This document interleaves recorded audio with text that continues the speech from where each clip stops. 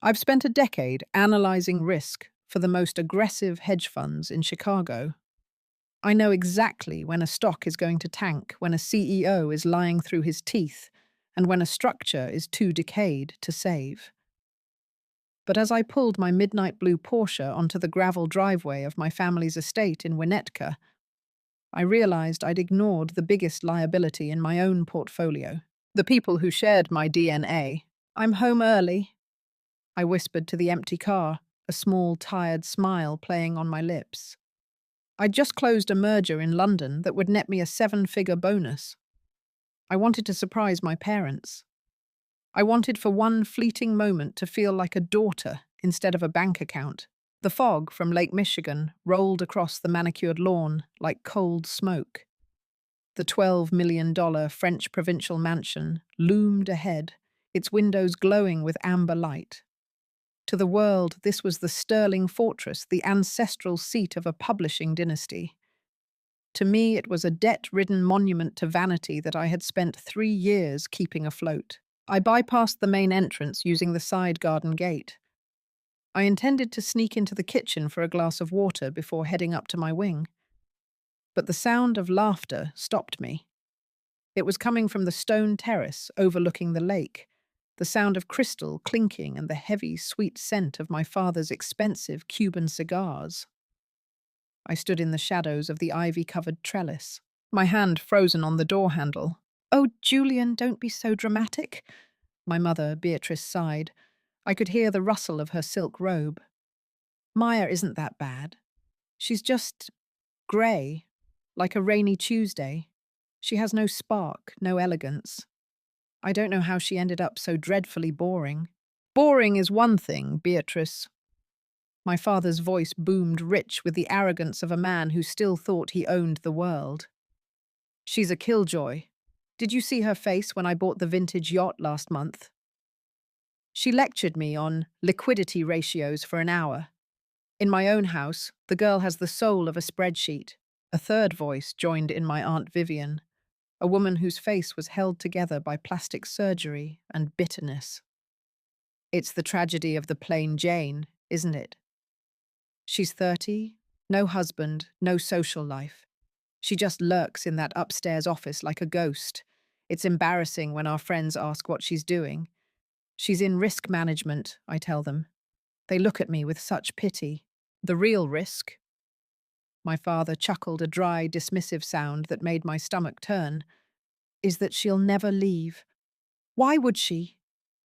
"She's too pragmatic to pay Chicago rent when she can live here for free. She needs this name. She needs this roof. She'll be the spinster aunt living in the East Wing until we're long gone, counting our pennies and telling us to turn off the lights. She really is a leech on the family's energy," Beatrice added, her voice dropping to a conspiratorial whisper. "If she moved out, we could finally turn her suite into that art gallery I've wanted. We'd have some actual peace. But Julian is right. She's too attached to the lifestyle. She doesn't have the courage to survive on her own." I stood there paralyzed. My hands were trembling, but not from sadness. It was a cold, crystalline fury. In my left hand, I held a manila envelope I'd pulled from the mailbox on my way in. Inside was the property tax assessment for this very estate. $45,200, due immediately. Stamped across the top in bold red ink was the word paid. It wasn't paid by Julian Sterling. It wasn't paid by the Sterling Family Trust, which had been bled dry by my father's bad investments and my brother Leo's crypto gambling. It was paid by Stellar Equity Group, LLC, a company I owned 100% of. 3 years ago, when the bank was days away from putting a foreclosure sign on that lawn. I didn't cry. I didn't beg. I acted. I bought the mortgage. I bought the deed. I bought their dignity. I let them stay here rent-free under the illusion that they had restructured their debt. I'd spent over $2.5 million of my own hard-earned money to ensure my mother didn't have to sell her Birkin bags and my father didn't have to admit he'd failed. And here they were, sipping $400 scotch I'd bought, calling me a leech for their entertainment. She's lucky we're so generous, Vivian snickered. Most parents would have kicked a personality-free daughter out years ago. We're Sterling's Vivian, Beatrice said loftily. We endure our burdens with grace. I looked down at the tax receipt one last time. Generous. Burden. Leech. I didn't storm onto the terrace. I didn't scream about the sacrifices I'd made, the 80-hour work weeks, or the fact that their lifestyle was a hollow shell held together by my signature. A senior risk manager doesn't react emotionally. She mitigates the threat. I turned on my heel and walked silently back to my car. Before I continue, let me ask you something. Have you ever been the invisible one? The one who does all the work, pays all the bills, and stays quiet, while the golden children and the big personalities take all the credit? Have you ever had a family that loved your wallet, but hated your presence? If you've ever had to realize that your worth is being underestimated by the very people you're protecting, hit that like button and subscribe. This is for the ones who are tired of being the safety net. My name is Maya Sterling. I am a 30-year-old expert in corporate collapse. And I've just decided that the Sterling family is officially insolvent. I drove to a 24-hour diner a few miles away, ordered a black coffee, and opened my laptop. The blue light reflected in my eyes as I accessed the administrative portal for Stellar Equity. For years, I had manually approved the zero rent status for the Winnetka property. I had auto-debited the $4,000 monthly utility bills, the $1,500 landscaping fee, and the $2,000 security contract. With a few clicks, I began the Sterling override. Utility autopay cancelled, landscaping contract terminated, property taxes next quarter unallocated. Then came the most satisfying part. I opened my personal American Express portal. Under my primary account, there were 3 supplementary cards. Beatrice Sterling current balance, $8,400, mostly Bergdorf Goodman and wine deliveries. Deactivated. Leo Sterling current balance, $12,600. VIP tables and seed capital for a failed NFT project. Deactivated. The screen flashed a calm, neutral green changes saved. I closed my laptop and felt a weight lift off my shoulders that I hadn't even realized I was carrying. They wanted peace. They wanted me to stop lurking. They wanted to see if I could survive without the Sterling name. They were about to find out that the Sterling name was nothing but a brand. I was the one who owned the factory. I drove back to the house, packed 2 suitcases with the efficiency of a soldier, and walked out the front door. I didn't leave a note. I didn't make a scene. I simply left my key on the marble console right next to a stack of past due notices I'd been quietly paying for months. As I pulled out of the driveway, the fog finally cleared, revealing the massive house in the rearview mirror. It looked beautiful, grand, and utterly doomed. The 90-day countdown to reality had just begun. And for the first time in my life, I wasn't the one managing the risk. I was the risk. The sun rose over the Chicago skyline the following morning, casting a golden hue over the Lake Michigan shoreline. But for me, the world felt monochromatic and sharp. I was standing on the balcony of my penthouse in the Gold Coast, a property my parents didn't even know existed. I had purchased it 3 years ago as a stress test for my own independence, a sanctuary where the air didn't smell like my father's cigars or my mother's judgmental perfume. I checked my phone. 8:30 a.m. In Winnetka, the house would be stirring. My mother would be calling for her lemon water. My brother Leo would be waking up to check the overnight fluctuations of some obscure altcoin. And my father would be preparing to go to his office, a mahogany-lined room where he mostly moved money from one empty bucket to another to keep the illusion of wealth alive. At exactly 9 a.m., the first domino fell. The high-speed fiber optic internet at the Winnetka estate was the first service I had terminated. In a house full of people who lived for digital validation, losing the Wi-Fi was like losing oxygen. I was sitting at my granite island, sipping an espresso, when my phone vibrated. It was the Sterling Royalty group chat, the one I had remained a silent observer in for years. Leo. Yo, Maya. What's up with the Wi-Fi? My trading terminal is offline. I'm in the middle of a leverage play on Solana. Fix it. Now. I watched the bubbles dance as my mother joined in. Beatrice, Maya, dear, the television isn't working either. I can't get the morning news. And the thermostat app says, connection failed. It's getting quite chilly in the sunroom. Please call the provider. You know how I hate dealing with those automated menus? I didn't type a word. I simply hovered my thumb over the Leave Group button. It felt like cutting a tether to a sinking ship. Click. Maya Sterling has left the conversation. I set the phone down. A few miles away in a boutique on Oak Street, my mother was likely preparing for her weekly retail therapy session. She had a ritual blow-dry at the salon, followed by a 3-course lunch, and ending with a $5,000 spontaneous purchase at a high-end boutique to prove to her friends she was still the queen of Winnetka. She didn't know that the black card in her Hermes wallet was now a useless piece of plastic. By 11:30 a.m., the call started. First Beatrice, then Leo, then my father. I didn't answer.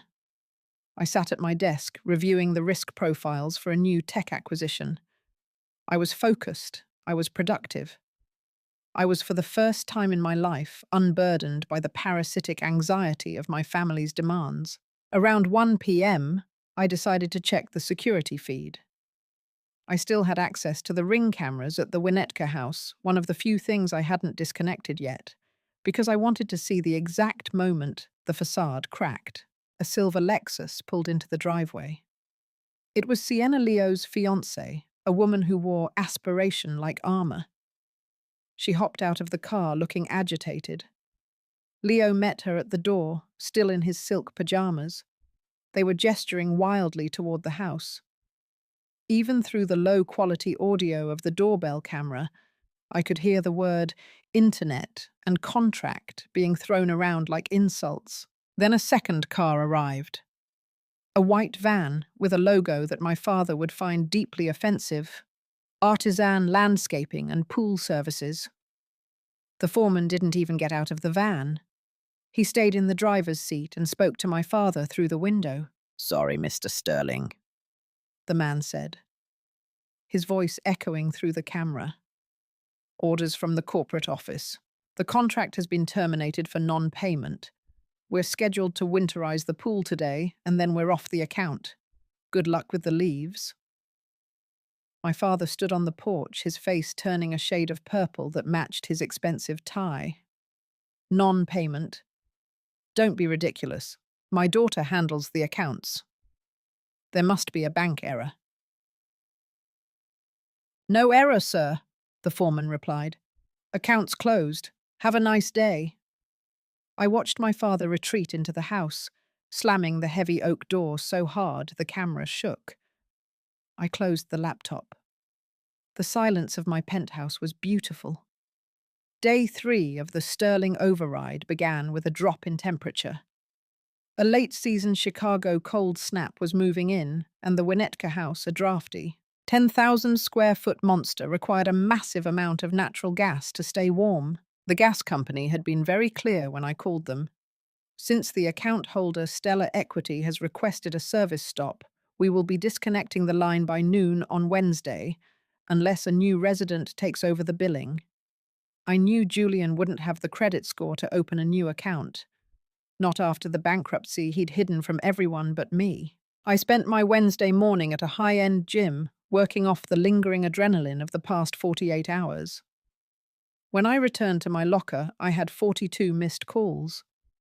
I sat on the bench and finally listened to the voicemails. Beatrice, 10:15 a.m. Maya. I was at Tiffany's trying to pick up the silver tray for Aunt Vivian's anniversary. My card was declined in front of the Montgomerys. I have never been so humiliated in my life. I had to tell them it was a fraud alert. Fix this immediately, you incompetent girl. Leo, 11:45 a.m. Maya, you bitch. You locked my card. I had a deposit due on the VIP table for my birthday bash. Everyone is laughing at me. I know you're sulking because you're a lonely workaholic, but this is low. Open the account, or I'm coming to your office. The last one was from my father. His voice wasn't screaming. It was low vibrating with a dangerous kind of entitlement. Julian, 12:30 p.m. Maya, I don't know what kind of game you're playing, but it ends now. A man from a management company called Stellar Equity just rang the doorbell. He gave me a notice to quit. He said we're tenants. He said we owe $6,000 in rent. To my own house, you've clearly made a clerical error with your little shell companies. Call me back before I involve my lawyers. I leaned back against the locker, a cold smile touching my lips.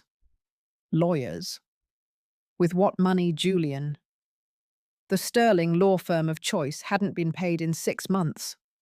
I'd seen the invoices in the to-be-paid pile I'd left on the console. I decided it was time for a little bit of market research. I opened a burner Instagram account and searched for Sienna's profile. She had just posted a reel. She was standing in the Winnetka kitchen wearing a cashmere sweater and holding a glass of wine. The lighting was dim, probably because half the lights in the house were now on a restricted usage timer I'd set up through the smart home hub. Hey guys, she pouted to the camera. Living through a total nightmare today. The staff at our estate has been so unreliable lately. Everything is breaking down. But we aren't letting it ruin the vibe. We're still planning the most iconic birthday gala for Leo this weekend. Exclusive upscale and totally sterling. Can't wait to show you the decor. I scrolled down to the comments. Can't wait by Power Couple Goals. Wish I was invited. They were still selling the dream. They were standing on a trapdoor, and they were busy polishing the wood instead of looking at the hinges. At 2 p.m., I received a notification from my property manager at Stellar Equity. Ms. Sterling, the courier, has confirmed delivery of the formal eviction warning. The residents were agitated. The male resident, Julian, threatened to sue the courier. We have moved to the next phase as requested. The for sale listing will go live on the private luxury market in 1 hour. Perfect, I whispered. I spent the rest of the afternoon in a high-level meeting with my firm's partners. We were discussing sunk cost fallacy, the psychological trap where people continue to invest in a losing proposition just because they've already spent so much on it. I looked around the mahogany table at my colleagues. They saw a brilliant, cold, efficient director. They didn't see the woman who was currently dismantling a dynasty. When the meeting ended, I took the elevator down to the lobby and walked out into the crisp Chicago air. I felt powerful. I felt light. I felt like Maya, not Maya Sterling the plain one, not Maya the bank, but Maya the woman who knew exactly what she was worth. As I walked toward a French bistro for dinner, my phone rang again. It was a number I didn't recognize, but I knew the area code. Winnetka, I answered. Hello, Maya. It was my mother, but the screeching was gone. Her voice was thin, trembling. Maya, please. The heat is off. The house is freezing. Leo is in a rage, and your father is just sitting in his study with the lights off. There's a man in a suit standing at the end of the driveway with a private listing sign. I stopped walking. I looked at my reflection in a shop window. I looked expensive. I looked dangerous. Hello, Beatrice, I said calmly. Maya, thank God. Tell the man to go away. Tell the gas company it's a mistake. We'll forgive you for this. This tantrum. Just put things back to normal. We have the gala this weekend. We can't have guests in a cold house with no Wi-Fi. The gala is cancelled, Beatrice, I said. My voice was as flat as a dial tone. What? Don't be ridiculous. It's already been announced on social media. Think of the embarrassment. I am thinking of the embarrassment, I replied. Yours, not mine. You called me a leech, Beatrice. You called me boring. You said I didn't have the courage to survive on my own. Well, I'm surviving quite well in my penthouse. It's 72 degrees in here, the internet is lightning fast, and my wine cellar is fully stocked. How's the sunroom? There was a sharp intake of breath. You were listening that night.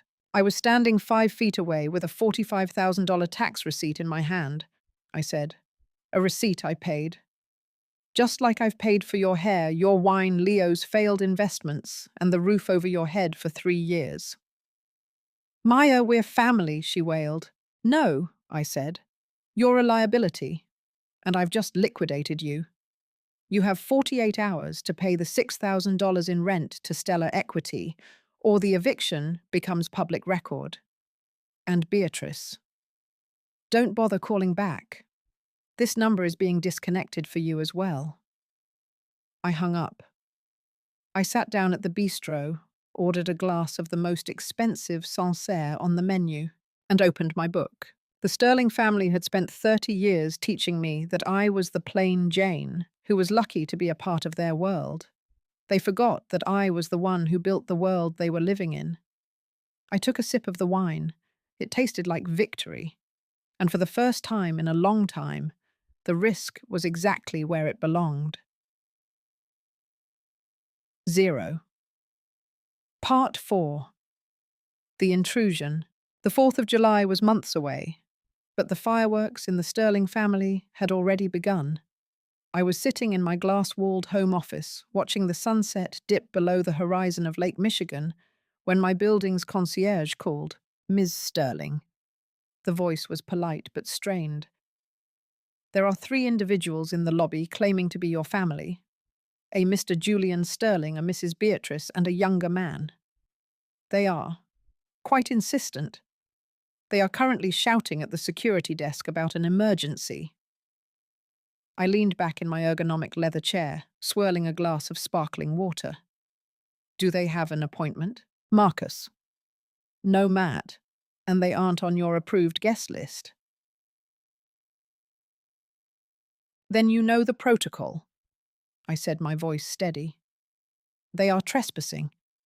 Please inform them that if they do not leave the premises within 5 minutes, the Chicago Police Department will be called to escort them out. I hung up and turned my attention to the security monitors I had linked to my tablet. Thanks to the high-definition cameras in the lobby, I could see them. My father was wearing his power suit, though it looked wrinkled, likely because the steam cleaner bill hadn't been paid.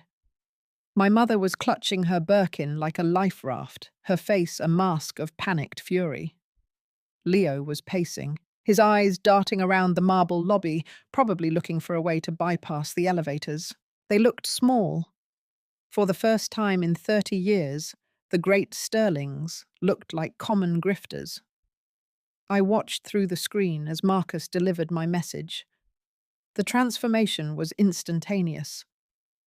My father's chest puffed out the classic Sterling defense mechanism, and he began pointing a finger aggressively at Marcus's chest. I couldn't hear the words, but I could read his lips. Do you know who I am? Marcus didn't flinch. He simply pointed to the 2 armed security guards standing by the elevators. The realization hit them like a physical blow. They weren't in Winnetka anymore.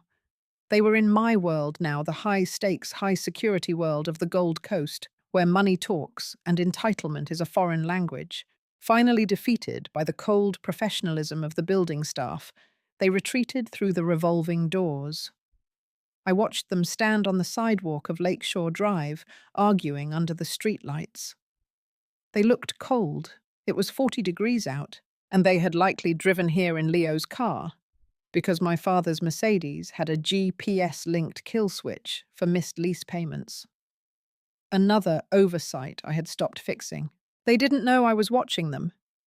They didn't know that I was recording every second of their public meltdown for my legal file. 10 minutes later, my personal cell phone buzzed. It was a text from an unknown number, unknown Maya. This is Leo. We know you're up there. We're not leaving until you talk to us. Sienna is crying. Mom is on the verge of a breakdown. How can you be so heartless? You're living in luxury while we're freezing in a dark house. Just give us the login for the Stellar Equity portal so Dad can fix the billing. Don't be a monster. I didn't reply. I blocked the number. I stood up and walked to the window. Below, I saw a black and white cruiser pull up to the curb. The police had arrived. My family, the publishing royalty of Illinois, were being told to move along like vagrants. The Sterling name was officially becoming a liability in the city of Chicago. Friday arrived with a brutal reality check for the residents of the Winnetka estate. The notice to quit had expired. Under Illinois law, the process was moving with the cold efficiency of a corporate liquidation. I spent my morning at a luxury spa, getting a facial and a massage.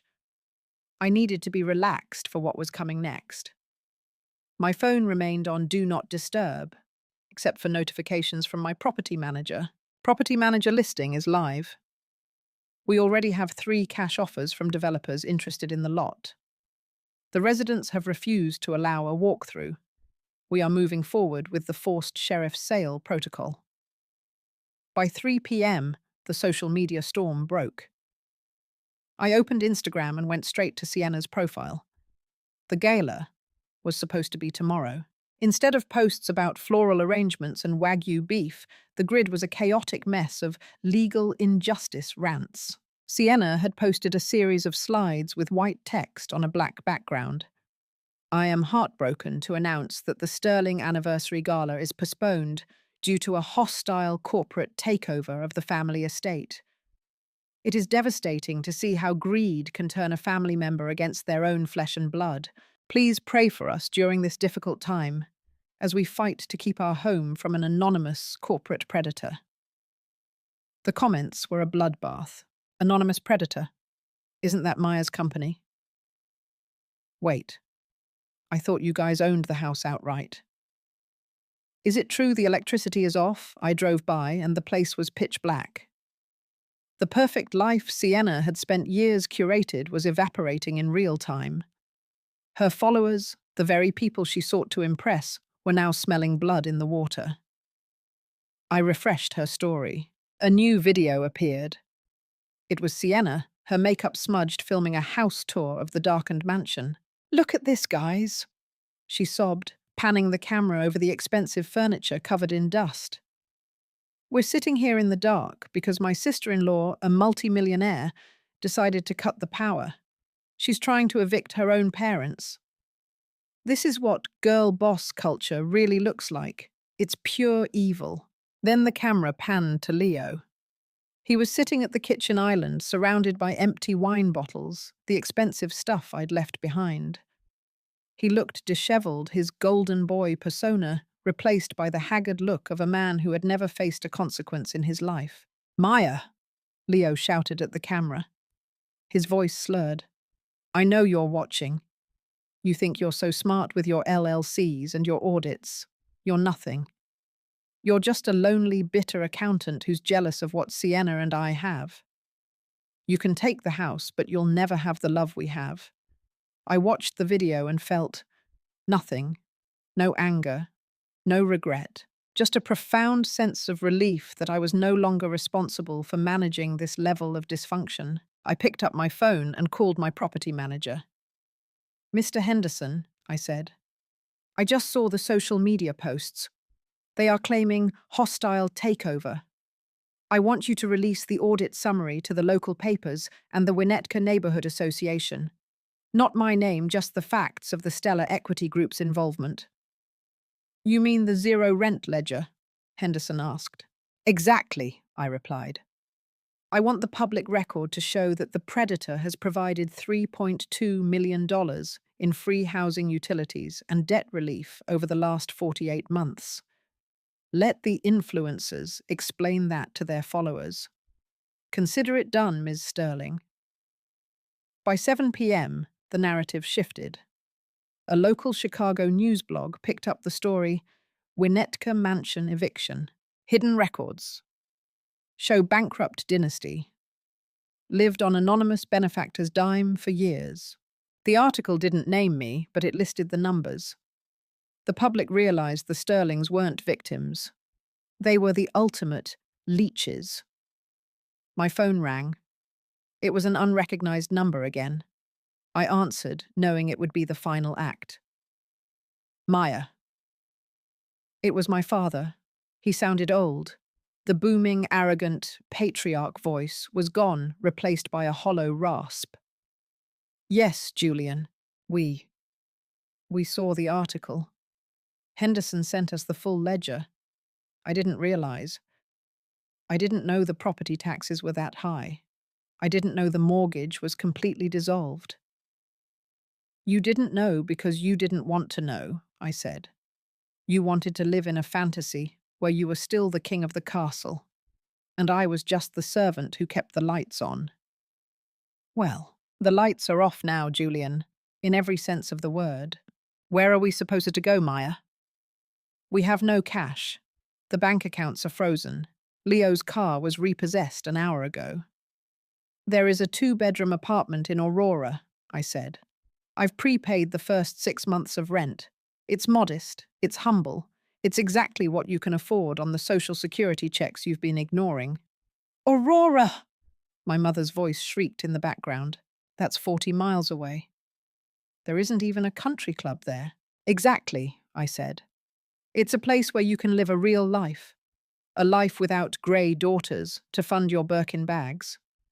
The moving truck will be at the Winnetka house tomorrow at 8 a.m. You can take your clothes and your personal keepsakes. The furniture stays with the house, it's part of the asset sale. Maya, please, my father started. The risk is managed, Julian, I interrupted. I've provided you a safety net. It's more than you gave me when you were tearing me down for Aunt Vivian's amusement. This is the last time we will speak. The lawyers will handle the rest. I hung up. I walked out onto my balcony. The city was alive with lights, a sprawling, beautiful grid of people making their own way. For the first time in my life, I wasn't the invisible pillar. I was the architect. I looked out over the dark water of the lake. Somewhere out there, the Winnetka house sat in the cold, a hollow monument to a lie that had finally burned out. I went back inside, poured a glass of champagne, and toasted to the most successful audit of my career. The Sterling legacy was dead. Long live Maya. The following Saturday morning in Winnetka didn't begin with the usual chirping of birds or the rhythmic splashing of the pool's fountain.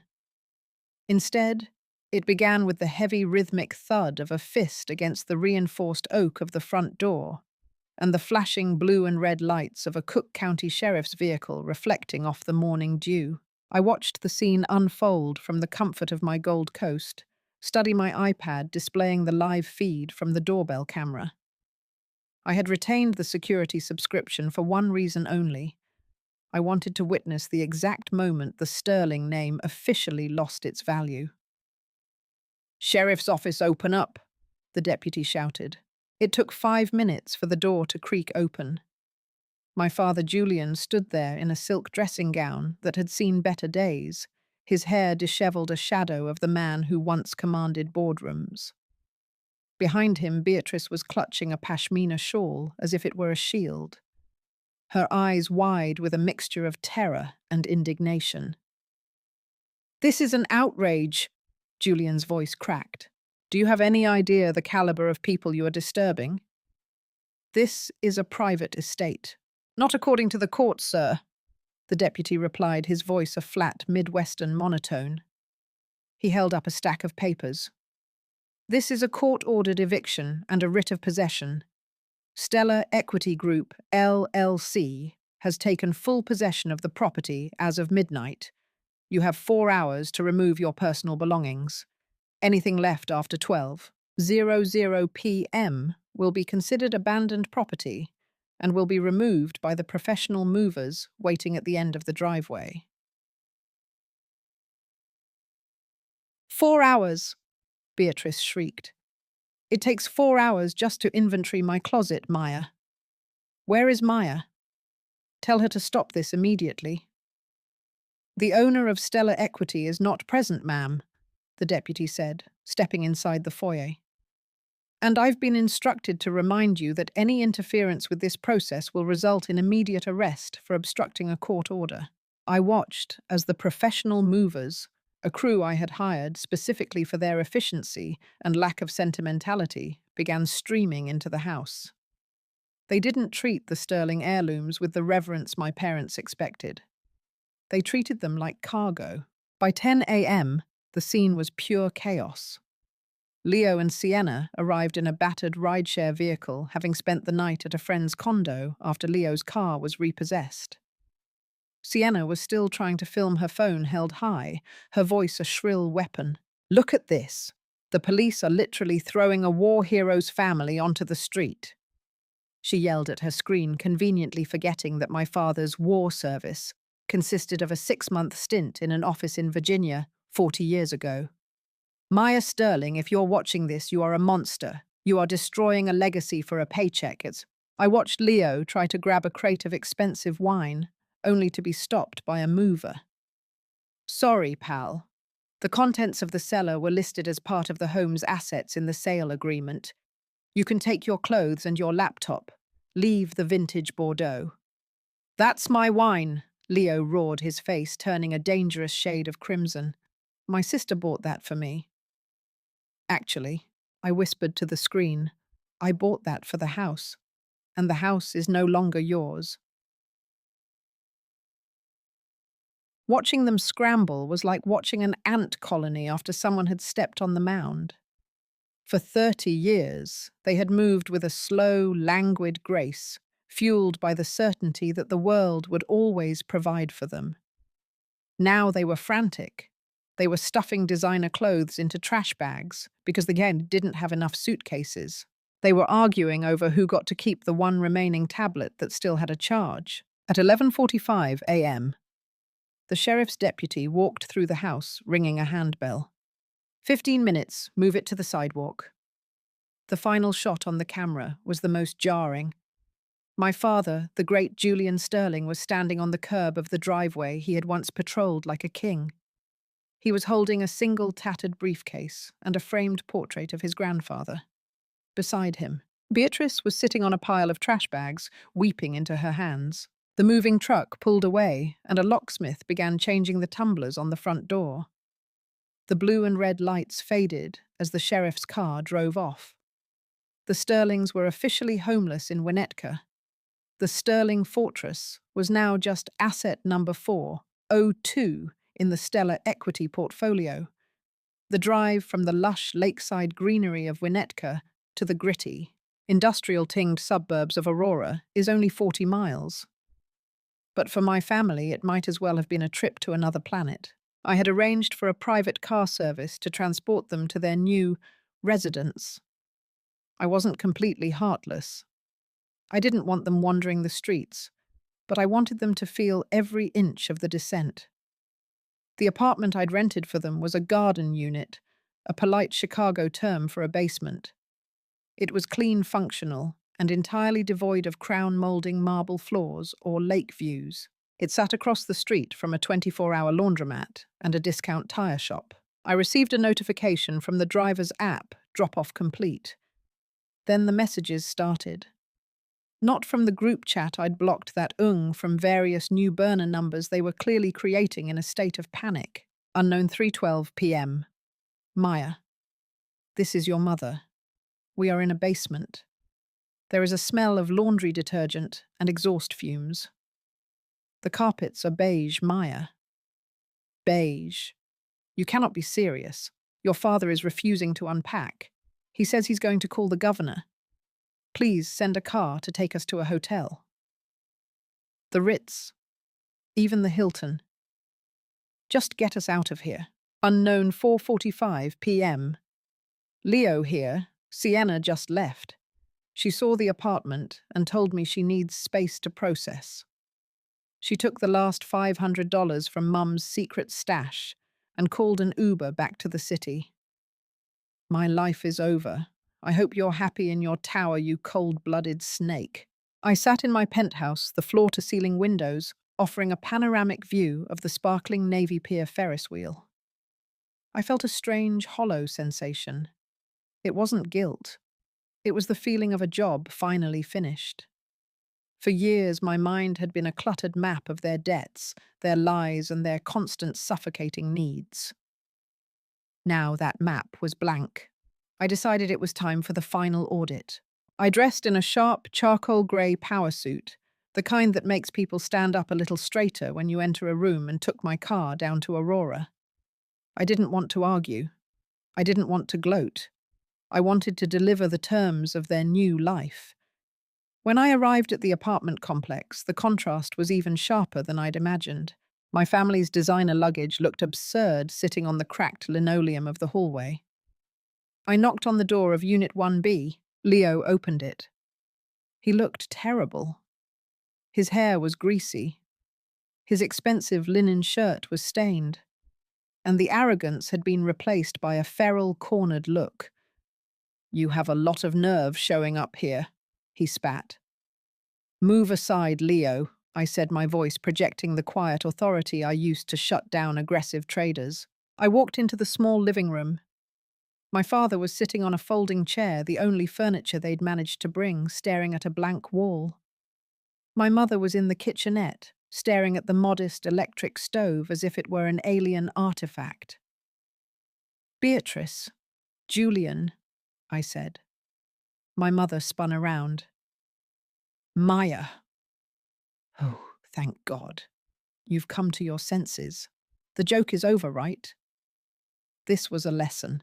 A very cruel, very effective lesson. "Fine. We've learned. Now take us home." "There is no home to go back to, Beatrice," I said, standing in the center of the room.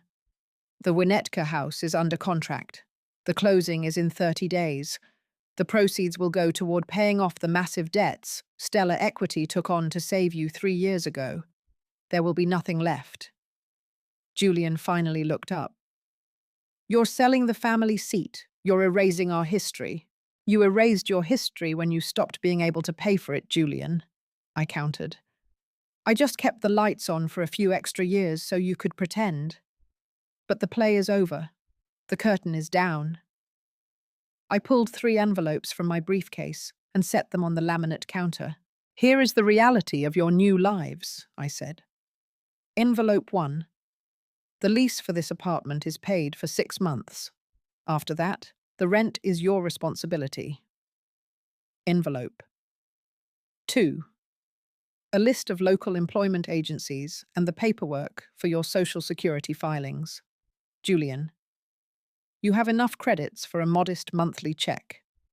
Beatrice. You'll have to manage on a budget for the first time in your life.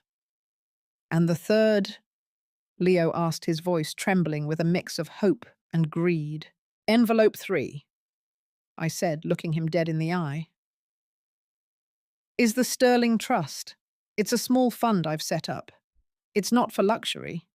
It's a restricted trust that pays out a modest stipend for groceries and basic health care. It is contingent on one thing, silence. They all stared at me.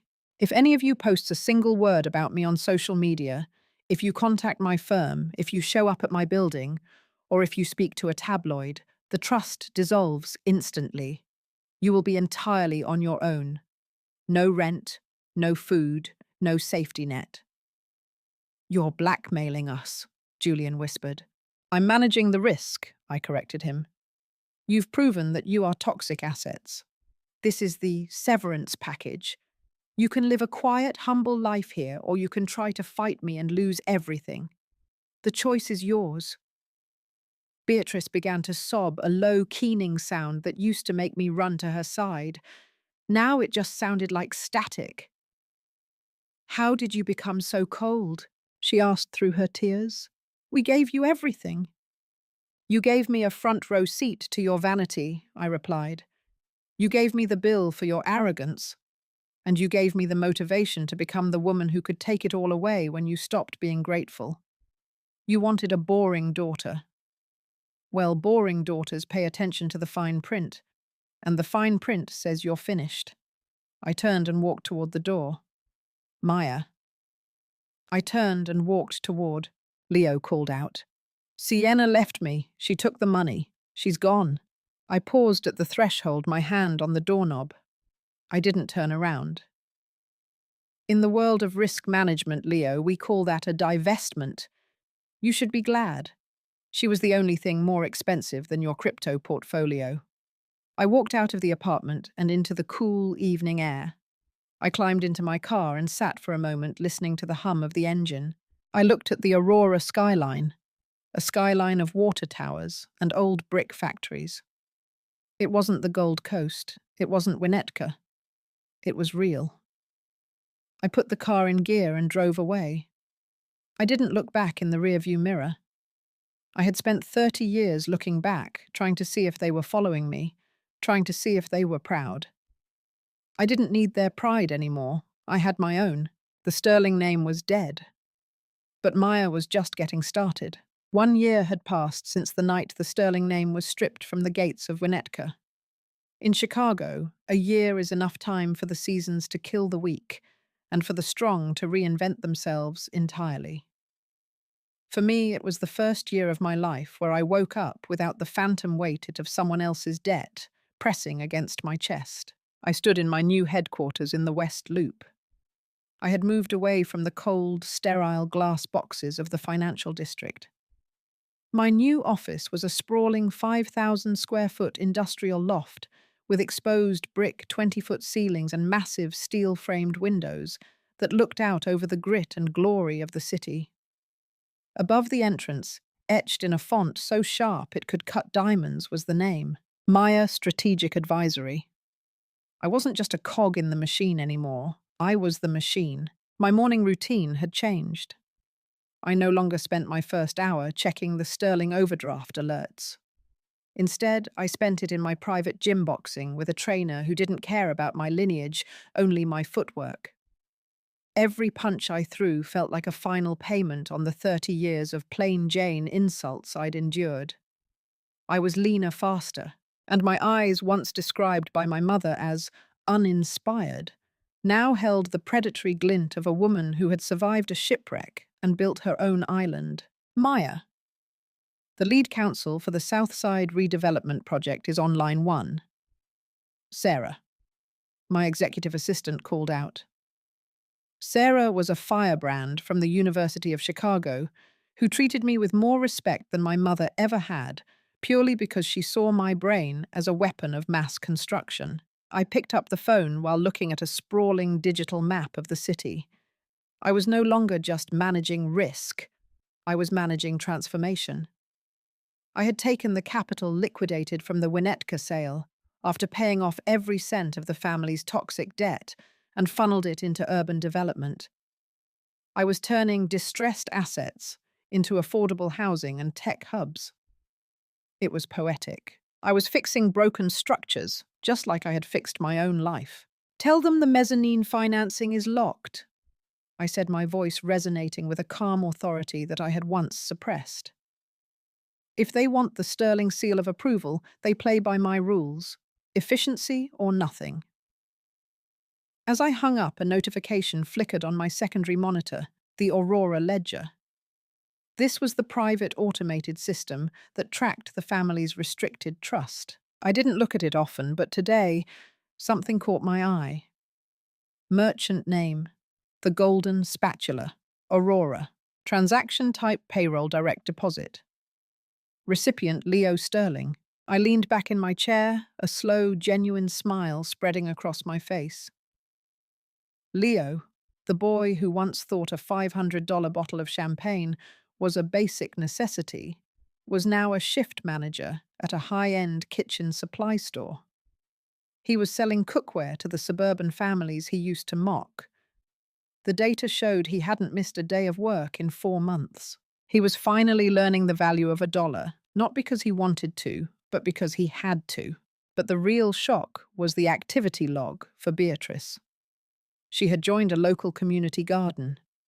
The woman who once refused to touch store-bought flowers was now documented spending 6 hours a week in the dirt growing tomatoes. It wasn't the life of a socialite, but for the first time, the Sterling name was associated with growth rather than decay. The intercom buzzed. Ms. Sterling, Julian Vance is downstairs. He's early for lunch. I stood up, smoothing the lines of my bespoke charcoal blazer. Julian wasn't a Sterling project. He was a civil engineer I'd met while auditing a bridge project. He was a man of steel and stone, someone who saw the world in terms of foundations and integrity. When we spoke, we didn't talk about status or labels. We talked about how things were built. He walked in carrying a single, unpretentious cup of coffee for me. He didn't look at my office as a trophy. He looked at me as an equal. "Ready to go, auditor?" he asked, his eyes warm. I found a hole-in-the-wall place in Pilsen. No white tablecloths, just the best tacos in the Midwest. "Lead the way," I said. As I walked out of the loft, I caught my reflection in the glass. I didn't see the grey daughter anymore.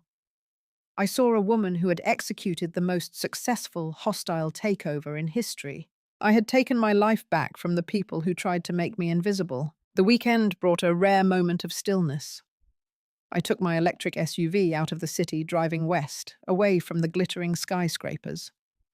I told myself I was just testing the range of the new vehicle, but as the suburban sprawl of Naperville gave way to the more industrial silhouette of Aurora, I knew exactly where I was going. I parked 3 blocks away from the apartment complex. I didn't want to be seen. I was bound by my own silence agreement as much as they were. I sat behind the tinted glass, watching the rhythmic life of a working-class neighborhood. An old station wagon pulled up to the curb. My father, Julian, climbed out of the passenger side. He didn't have his driver anymore. He didn't have his Mercedes. He was carrying 2 heavy bags of groceries from a discount supermarket. He looked older, his back slightly bent, but there was something different about his gait. He didn't look like a man pretending to be a king. He looked like a man who knew he had to get the milk inside before it spoiled. Then Beatrice came down the stairs to meet him. She wasn't wearing silk. She was wearing a simple cotton cardigan and sneakers. She reached out and took one of the bags from him. They didn't speak, but they moved in a choreographed harmony that only comes from shared struggle. In Winnetka, they had lived in separate wings, only meeting to perform for guests. Here, in a 2-bedroom basement unit, they were actually a couple. I watched them disappear inside. I felt a strange, cold peace. People think revenge is about seeing your enemies suffer. But as a risk manager, I knew better. True revenge is rectification. It's returning things to their true value. My family had been overvalued for decades, propped up by my labor and my silence. By withdrawing my support, I hadn't destroyed them. I had simply allowed them to find their real market price, and it turned out their real market price was a quiet life in Aurora. I drove back toward Chicago as the sun began to set, casting long, bruised shadows over the highway. The city looked like a fortress of light. I thought about the gala that Sienna had tried to throw, the hollow, desperate attempt to maintain a lie. I thought about the plain Jane, who had stood in the dark on the terrace in Winnetka, listening to her soul being shredded by the people she was saving. That girl was dead. She had been the sunk cost. I had spent 30 years investing in a family that offered 0 return on investment, and I had finally had the courage to cut my losses. My phone buzzed with a text from Julian Vance. "Just saw the news about the South Side project. You're changing the map of this city, Maya. Proud of you." I didn't reply immediately. I just let the words sit there. Proud of you. It was a phrase that had been absent from my vocabulary for 3 decades. Now it was the baseline of my existence. When I reached my penthouse, I didn't turn on the lights. I walked straight to the floor-to-ceiling windows. Below me, the lights of Lakeshore Drive looked like a string of pearls. I realized that the Sterling override wasn't just a financial maneuver. It was a spiritual one. I had overridden the programming that told me I was only valuable if I was useful to narcissists. I poured myself a glass of water, no vintage wine, no performative luxury, just clarity. I looked at my hands. They were steady. No more tremors of anxiety, no more checking the family emergency fund. I was a sovereign nation. I had audited the world, and I had found that the only asset truly worth protecting was my own peace. The Sterling name was a brand that had gone bankrupt. But the Maya brand. It was the most valuable thing in the city. I sat down at my desk and opened a new file. Not a strategy for a client, but a plan for myself. A plan for a life where I didn't have to be the silent architect anymore. I was going to be the visible light. The audit was closed. The balance sheet was perfect. And for the first time in my life, I wasn't just surviving the risk. I was the one who defined it. The cycle of the seasons in Chicago is a brutal, honest thing. It strips the leaves from the trees in autumn, buries the city in a cold, white silence in winter, and then, with a persistence that mirrors the human spirit, it forces the green back through the cracked pavement in spring. Standing on the private rooftop garden of my West Loop loft, I watched the city breathe. 1 year and 1 month had passed since I walked out of the Winnetka estate. In risk management, we talk about the final balance sheet, the moment when all accounts are settled, all liabilities are cleared, and you finally see the true net worth of an operation. For 30 years, my personal balance sheet had been deep in the red, drained by the emotional and financial bankruptcy of the Sterling name. Today, as the sun set behind the Willis Tower, casting a long, amber glow over the skyline, my accounts were finally perfectly balanced. I wasn't just a survivor anymore. I was an icon. Maya Strategic Advisory had become the gold standard for high-stakes restructuring in the Midwest.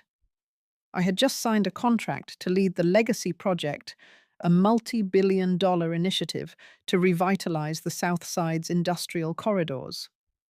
The irony wasn't lost on me. The woman my father called boring and grey, was now the one redesigning the map of the third largest city in America.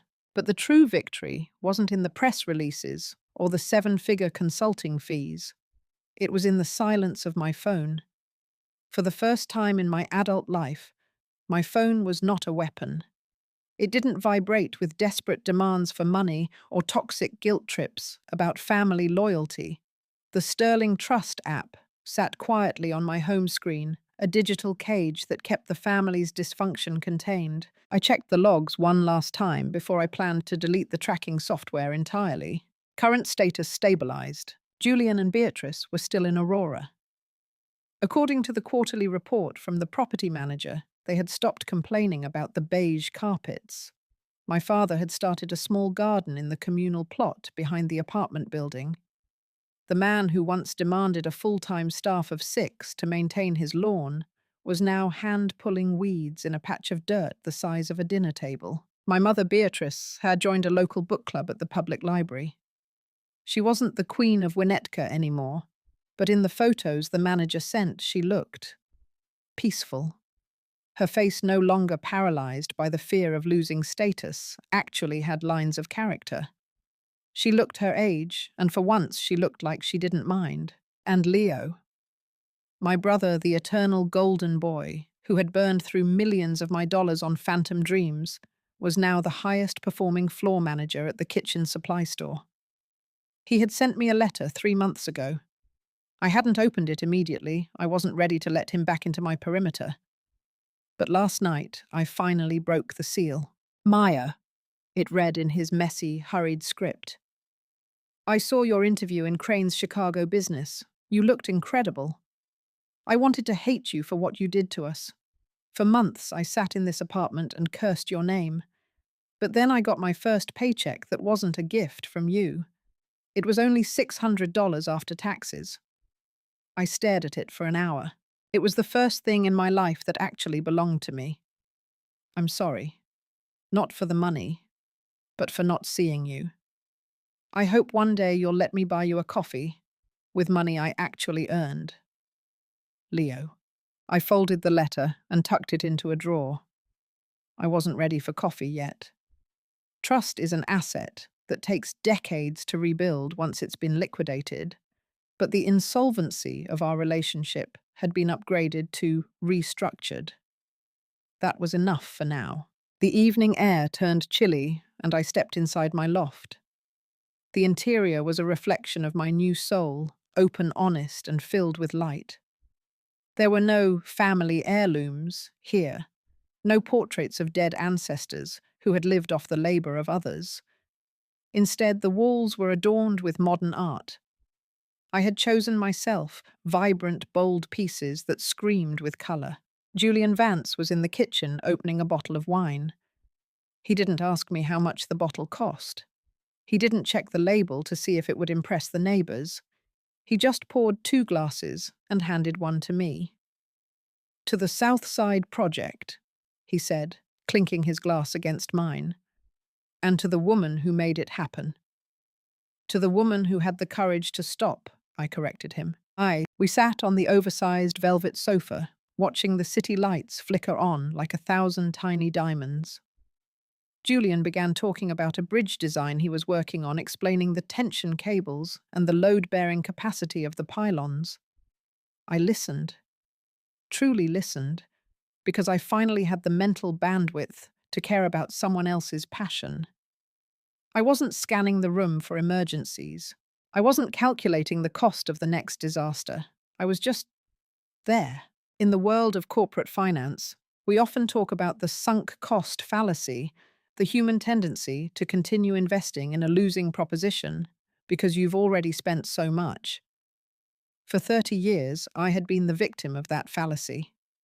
I had thought that if I just gave a little more, worked a little harder, and stayed a little quieter, my family would finally love the girl behind the bank account. The sterling override was the moment I realized that the greatest risk wasn't losing my family, it was losing myself. By liquidating the lie, I had saved the only asset that truly mattered. I looked at my reflection in the window. I didn't see the plain Jane or the leech. I saw Maya. I saw a woman who had audited her own life and found that her net worth couldn't be measured in dollars, but in the absolute unshakable peace of her own heart. The Winnetka house was gone. The sterling brand was dead. But as I leaned my head on Julian's shoulder, I knew that the foundation I had built for myself was indestructible. The audit was closed. The books were balanced. And for the first time in my life, I wasn't just managing the future. I was living it.